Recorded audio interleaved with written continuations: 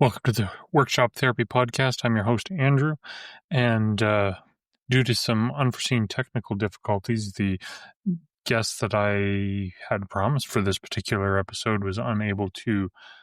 We were unable to complete our recording, and that's been pushed off for a week. So I thought I'd go into a little bit of what I had originally promised, which is the default mode network. So, like I said, the default mode network is basically a collection of interconnected brain areas that usually are completely suppressed or mostly suppressed when somebody is focused on a task or some sort of external stimulation.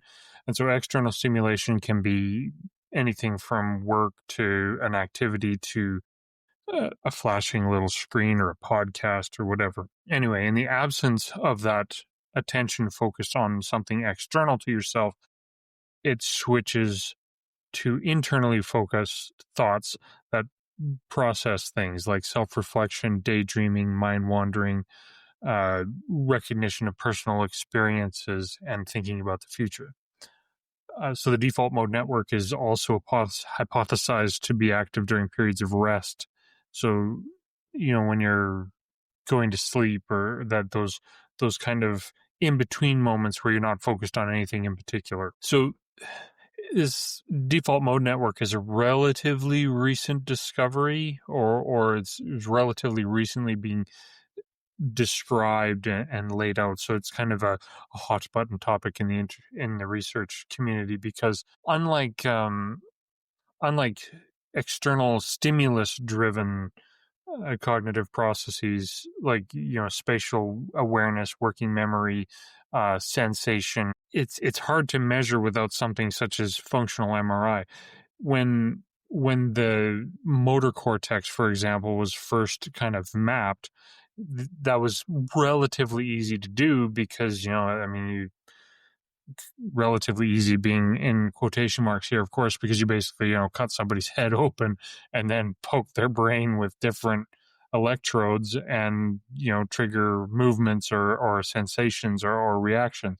And so that's how the brain was initially mapped. And so the motor cortex, the somatosensory cortex, these areas were mapped because you can physically poke and prod and trigger them.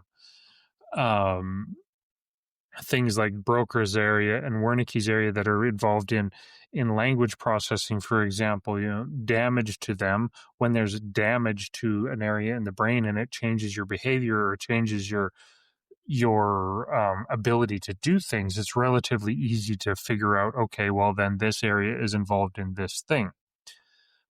However, when it comes to the default mode network, there isn't one specific area that is involved in the process. It's more of the combination of several different areas together in its relaxed state that creates this network. And just to give you an example of some of the cortical nodes of the default mode network, there's the posterior cingulate cortex, the retrosplenial cortex, the posterior medial parietal cortex, dorsomedial and ventromedial subdivisions of the cortex, anterior temporal cortex, middle temporal gyrus, lateral temporal cortex, medial temporal lobe, angular gyrus, lateral parietal cortex, blah blah blah. So there's also some subcortical nodes to your lower brain functions too, anterior mediodorsal thalamic nuclei, medial septal nuclei, nucleus accumbens, blah blah blah. So there's a whole bunch of different brain areas all involved in the same thing, and so disruption to one of them may not necessarily change any of your subjective experience. So it's very hard to map. With the advent of functional MRI and resting state images showing up is where the default mode network begins to show up. So when it was originally discovered, there was a researcher in 1997, Schulman and his colleagues published a meta-analysis summarizing the findings across uh, positron emission topography data sets that they'd analyzed that had been acquired for many years since the late 80s. And so a PET scan is basically an image of where your brain is active, energy is being used in that area. And so they noticed across all of these studies, there was certain areas in pretty much everybody that became active when they weren't focused on anything. And so this kind of suggests that there is a specific brain activity that is active during your resting state. Fast forward after this has been discovered, there's a whole bunch of debate about, well, is this significant or not? And so then people start thinking about, oh, there's these streams of consciousness. Maybe this is where consciousness resides in the brain. And these streams of consciousness are basically your brain constantly processing a whole bunch of different information and experience. And so this is where Schulman and his colleagues speculated that increased activity during the passive condition could reflect ongoing processes. And this is, I'm quoting from their paper, such as unconstrained verbal mediated thoughts and monitoring of the external environment, body, and emotional state. And then building on that, other people suggested, okay, that maybe this is a sentinel or a something that's monitoring our overall activity and, consciousness, basically. In the early 2000s, researchers began to draw connections between the default mode network and memory processing. So they proposed that there was maybe some retrieval of past memory experiences, processing of those experiences, and planning for the future. And this also carries over maybe a little bit into language and knowledge retrieval. And you can see where creativity and the increase of processing time that people have due to the default mode network or activity can start to combine all of these different regions of the brain and output new creative thought.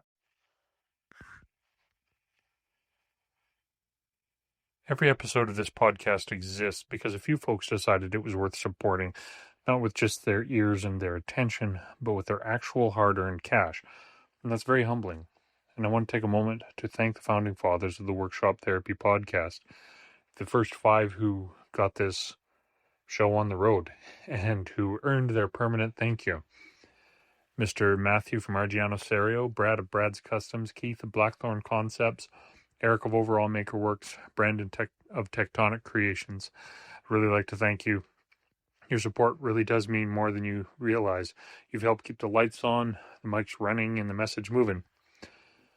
I'm also especially honored to welcome the newest member of the podcast family, Mr. Dave Desjardins of What Dave's Doing.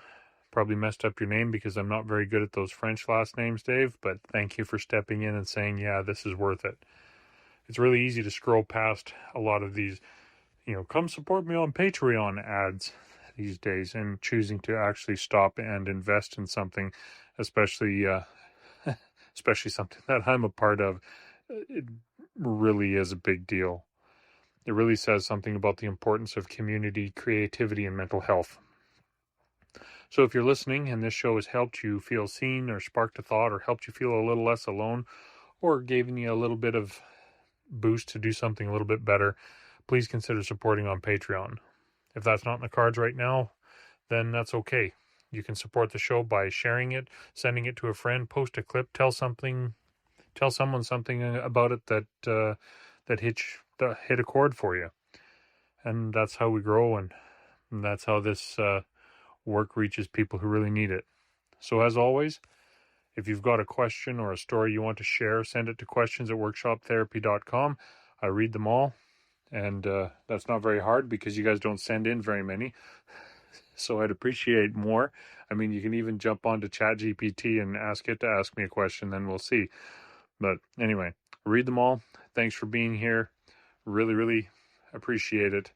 And let's get on with the show.